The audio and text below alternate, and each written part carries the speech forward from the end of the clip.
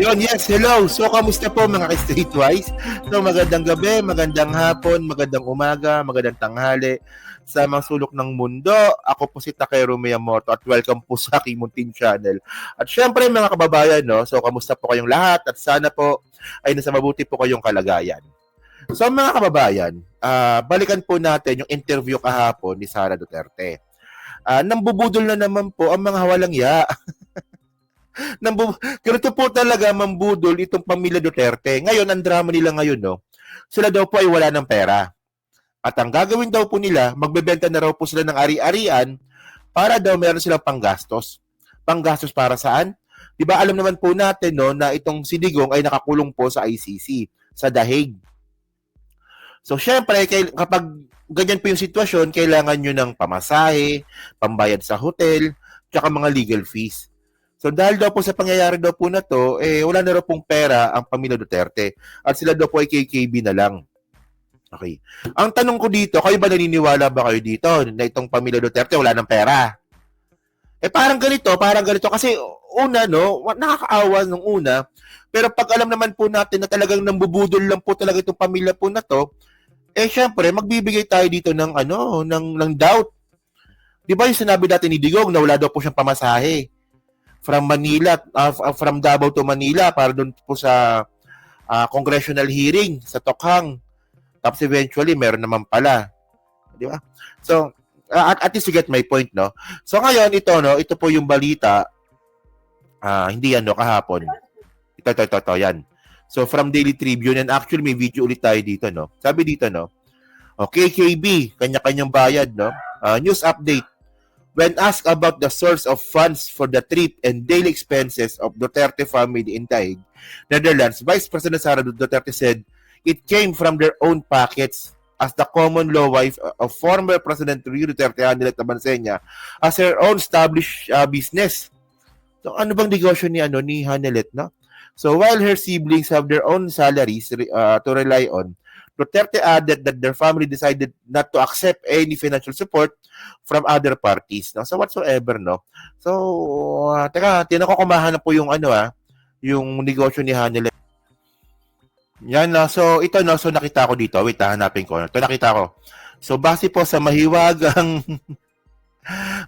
website, no? Ang sabi nga po, ang negosyo pala ni Hanelet, tingnan natin, So, negosyo ni Hanelet, no, prior to Duterte's presidency, Abansenya ran several businesses in Davao, isang meat shop, isang canteen, catering services, at 11 Mr. Donut franchises.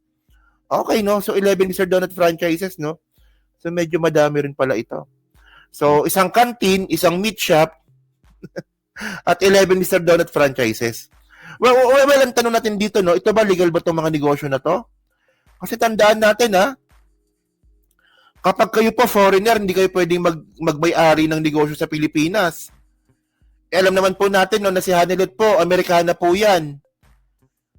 So sino yung kapartner niya sa negosyo? So ibig sabihin, no, hindi, kasi ang point natin dito, no, okay, yung 11 Mr. Donut franchise, medyo malaki yan, siguro at least kikita siya dyan ng mga mga 6-digit a month, no? Pero ang point dito, si Hanelet po, hindi naman po siya Pilipino, Amerikana po siya. So kung siya po ay Amerikana, di ba? Mayroon siyang dapat nakapartner na Pilipino na 60%. So, ayun ba? Nasunod ba yun? So, kung makukuha niyo yung point natin, no, yung kung sakali man, no, na kumikita si Hanelet ng 6-digit a month, so mababawasan pa yun kasi nga meron siyang kapartner na Pilipino dapat. Ganun po, ayan po nakalagay po sa saligang batas natin. Pag kayo po foreigner at magninegosyo sa Pilipinas, dapat meron kayong kasosyong Pilipino. 60% dapat. Ayun ba, nasunod? So, ang tanong natin dito, no, isang meat shop, isang canteen, at 11 franchise po ng Mr. Donut sa Davao City, na meron siyang kapartner na Pilipino na 60%, sa tingin nyo ba kaya bang sustain yun? Yung mga luho ni Kitty Duterte, yung mga 5 million na luxury bags, million actually, million luxury bags, yung pagpunta-punta po nila sa The Hague, kaya bang sustain yun? I doubt, no?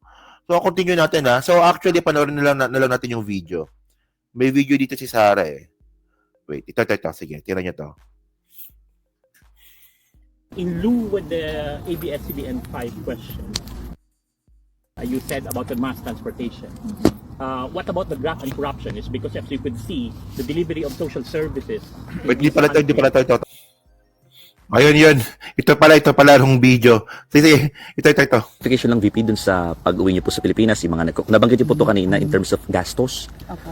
Paano ho ba yung gastos niyo po dito? Sabi niyo kanina may mga magbebenta na lang kayo ng gamit imbis na humingi ng donasyon. Can you please elaborate lang ho yun? Oo, may nagtanong kanina kung paano daw yung gastusin namin na magkakapatid dito dahil palitan kami sa pagpunta dito at pagbisita kay Pangulong Duterte. At nasabi ko kanina, sabi ko si Hanilet naman merong mga negosyo, long established way, several decades na siguro yung negosyo niya. So balikan natin yung negosyo, no? Ito yung pinagmamalaki ni Sara, no? Yung isang canteen, isang meat shop, at 11 franchise po ng Mr. Donut na meron pa siyang kapartner na Pilipino dapat. So, ewan ko lang kasi kung pagbabasihan po natin, no, yung bank account nga po ni Hanilet, million of pesos ata, no? Ito hanapin ko ulit, ha. So, ito mga kababayan, no? Wait lang, ito nakita ko na. So, ang pera ni Hanilet pa sa bangko noong 2017, no? Kasi tinatago nila yung yung SALN nila eh. So, documents to 30 common law wife, yung first kabit, no? Has close to 200 million in banks. 2017 pa po ito. Nakita nyo yan, documents, Duterte Common Law wife had close to 200 million pesos sa bangko. So, paano pa kaya, no? Magkano pa kaya yung nadagdag dito nung si Digong po'y presidente? So, ito ang point, sa tingin nyo ba, yung sa mga negosyo nga po ni Hanilet, makakapag-ipon kaya siya ng 200 million pesos doon? Hindi kasi parang ang labo naman nun. Magkano ba donut si Mr. Donut? Magkano ba? 30 pesos. Na may 11 branches ka. Tapos meron ka pang kapartner na 60%. Meron ka 200 million pesos. So, saan ba yun? Front lang ba yung negosyo? Ayan tayo. Ang problema dito mga babayan, no, hindi po natin malaman kung ilan na po yung SALN ng pamilya Duterte kasi nga po tinago nila. So, by the way, no, continue natin to. Sige. Ako naman may trabaho, may other income din ako. Yung mga kapatid ko may mga trabaho din, may mga sweldo. At I'm sure meron din silang other income. So, ang arrangement namin ay KKB. And so, speaking of sweldo po ng magkakapatid, ang sweldo po ng isang mayor po sa Pilipinas is just 150,000 pesos. Tapos yung congressman, I think, nasa 200,000 pesos. I think, Tapos yung vice president, medyo mataas. Pero ang point dito, mga kababayan, no, meron po kasi tayong nakita dati na 2.4 billion pesos na bank accounts na pumasok po sa pamilya Duterte. Hanapin ulit natin. Meron yan eh. Teka lang, hanapin ko ulit para makuha natin yung point. So yun, so ito nakita ko na to sa News 5. Ito sabi sa News 5, no. Alleged. Actually hindi na to alleged kasi legit po na may bank account sila eh. Alleged 2.4 billion bank deposits could be impeachable offense against Sara says Trillanes. So tingnan niyo Hindi, ang point dito, nagpapaawa itong pamilya Duterte, binubudol na naman ng mga taong bayan na sinasabi na wala na silang pera, magbebenta na raw po sila ng mga gamit. Meron na silang 2.4 billion pesos na pumasok sa mga bank accounts po nila. So, ibang-iba po ito, no? Kung last year nga po, nakita natin si Sara Duterte na halos gusto pumatay ng tao. Ngayon po, malaman nag-iba ng tactics. Kunwari, paninindigan na nila na biktima sila. Kahit na in reality po, no, sila po ang biktima dahil po pumatay po sila ng tao ng sinasabing 30,000 na katao ang pinatay, di ba? Hindi namin napapag-usapan. Hindi rin kami naghihingian ng pera. Napag-usapan namin na hindi tumanggap ng donasyon at hindi humingi ng tulong. So kung kailangan man na mag-dispose ng mga kagamitan para masuportahan yung mga pangangailangan sa pera ay yun ang gagawin. Ayan na, magbebenta na raw sila ng gamit. So, nalala niyo ba yung sinasabing mga gamit ni Kitty Duterte? Actually, malaking pera yun, ha? Tingnan niyo to. Ito mga kababayan, no, nag-trending ito, no? So, ibenta mo na to. Teka lang, hanapin natin. Ito, no? So, Dior bag, 350,000 pesos. Kelly bag, 1.3 million pesos, di ba? Top Hurdle, 400,000. Grabe, no? Oh. Hermes bag, 890,000. Oh. Hermes bag ulit, 1.2 million pesos. So ngayon, kung babalikan po natin yung negosyo ni Hanilet na merong Mr. Donut na 11, isang canteen, at saka isang meat shop, kaya bang bumili ng ganyang kalaking, ganyang kamahal na bag si Kitty Duterte? And then, by the way, mga kababayan, no, itong gusto kong sabihin dito, di ba? So, ginagamit na po ng pamilya Duterte yung victim card. So, kung maalala po natin, no, nung nakaraang taon nga po, itong si Sara Duterte, palaban, papatay ng tao. Di ba? Gusto nga patayin si First Lady Lisa Marcos si Martin Romualdez, tsaka si PBBM. At napunta na rin po sa point na pati yung pati ito, no, ito pakita ko ulit, no. Naalala ko bigla Ito. Yan. Wait lang. Ay, pumasok yon dito.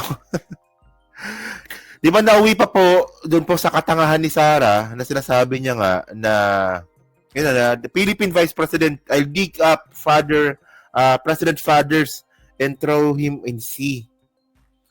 So, kasi ang gusto ko lang ipakita sa point po na ito, mga kababayan, na ngayon, ang ginagawa po ng style po ni Sara Duterte, sila po ngayon ang biktima.